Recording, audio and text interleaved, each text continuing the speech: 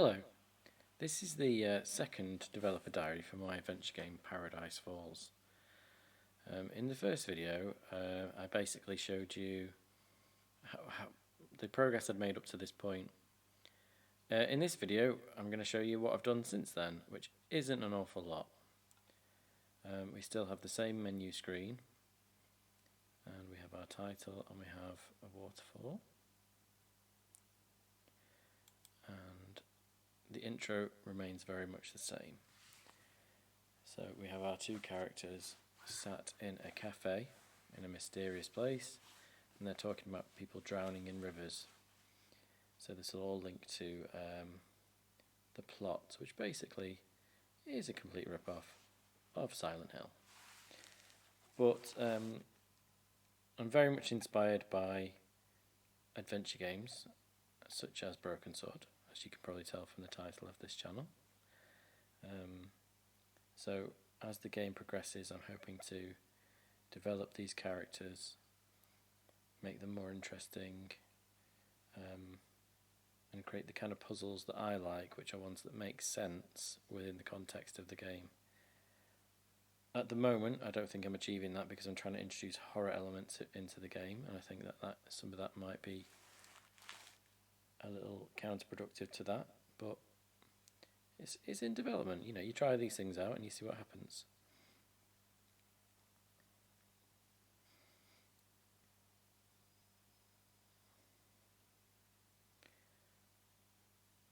So the game starts with Dennis. Now Dennis is the main character, and he's being tormented.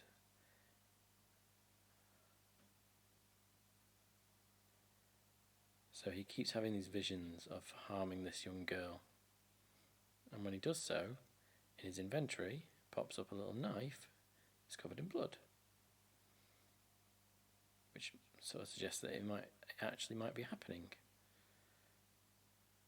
Or is it? And this is a little scene just to set up the character and who he is. And he's about to go on a holiday with his daughter to Paradise Falls. His daughter's called Ava. And whether this character that you see here shows up again is very much open to debate, whether that will happen. I only have a rough idea of where this story is going. I think it's more interesting when you're developing the game, especially as a hobby, which this basically is to, not plan it out too much, because you've got to have some sort of motivation to sit down and actually do the work. So he's got a blue screen, and then, horror and gore appears on his screen. And they're supposed to be fingers. This is made in AGS, which I said in the last video as well, Adventure Game Studio. I was inspired to use this by watching Let's Plays by Yahtzee Groshaw. And he made the Chizo Mythos and what was the space one called? Rob Blank, that's the one.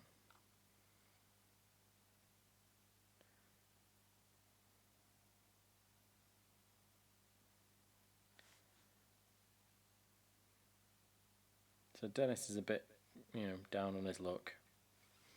Nothing ever seems to go right for him.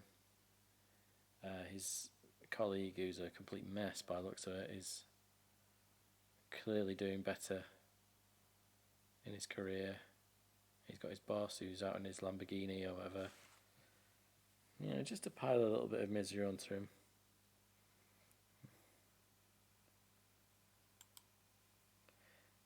So in AGS you can give options of different dialogue trees.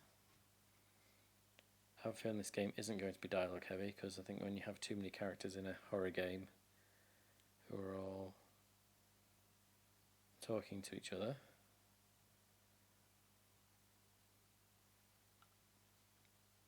you want that sort of isolation and loneliness rather than lots of witty and funny NPCs. Anyway, so I'll solve the puzzle.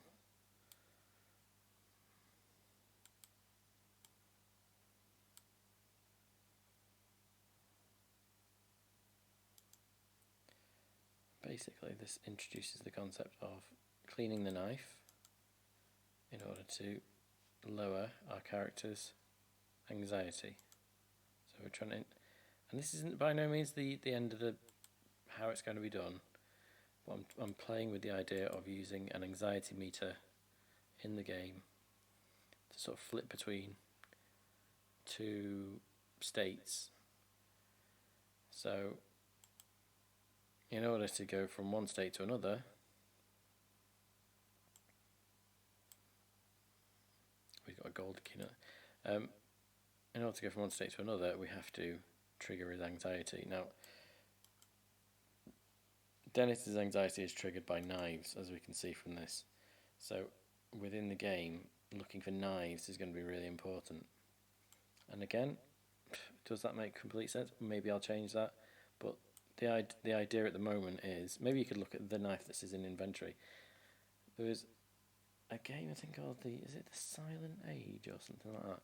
That had a button where you could go back in time and forward in time. So I'm looking for some sort of mechanic like that, whether that's how I'm doing it right now or something similar or something in his inventory, but that's what I'm testing out and working on. And if anyone does watch this video, I'd really appreciate feedback and comments on how you think it could be done or any ideas you might have. So if we look at the guy with in this case it's a saw, we get this, scene which is a homage to Silence of the Lambs. So suddenly his daughter is trapped down the hole, and I don't think this was in the last version of the game. Now Dennis is being tormented by someone or something, making him think he's some sort of monster. So obviously our option to clean the knife is gone, which is what normally snaps him out of it. But yeah, he's being forced, or you're being forced, I suppose, when you're playing it, to commit violent acts against other characters in the game.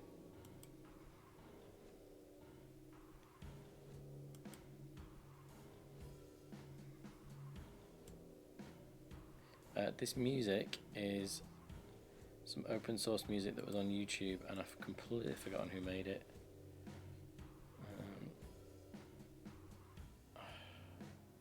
I'll put that in the description when I upload this video. But it's Silent Hill inspired music, and there's some really brilliant tracks on there. And I will credit this guy in the game, because I certainly ain't going to be making music for it. This sounds great to me. So again, we're forcing our character to commit violent acts, because that's what he doesn't want to do. Someone or something is convincing him that he's a monster, and things are not going to get much better. So this is a new scene. We're with Ava in the car, heading towards, I'm assuming, Paradise Falls.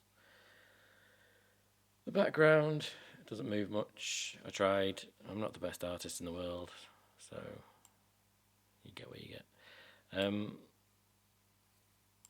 Some things you can't interact with in the car. You could have a long conversation with Ava if you want, which I'm not going to do in this video, but you can turn on the radio. And here's another piece of music which I completely stole, but it was in the movie Insidious.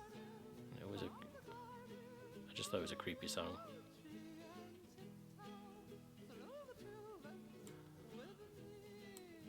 I might just turn it down a little bit. I don't know how loud that's going across. Hopefully that's not too loud. Oh great, now she's talking about this girl in the white dress. Is she the one that's tormenting us? Is she the one that's doing all this to us? So I've changed the song a little bit so it goes a bit weird. Oh, there's the blood rain again. Good horror trope. When I say good, I mean completely overdone and overused. So So these sprites here, I didn't draw. I borrowed them from something else. And just gone over them, silhouetted them out. Oh, there's a knife appeared. What happens when we try and pick up the knife? Oh. Oh no. We're not going to kill our daughter, are we? I hope not.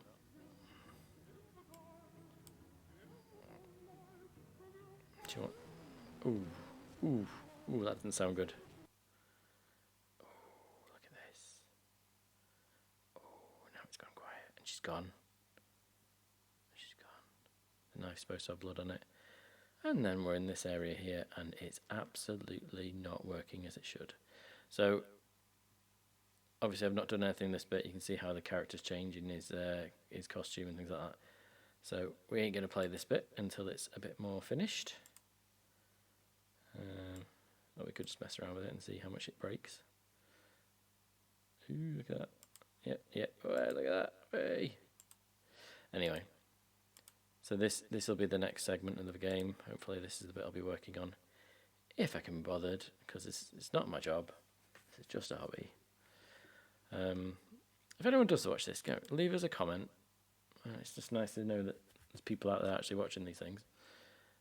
On the rest of the channel, I'm doing lots of stuff on adventure games, other adventure games, lots of other playthroughs.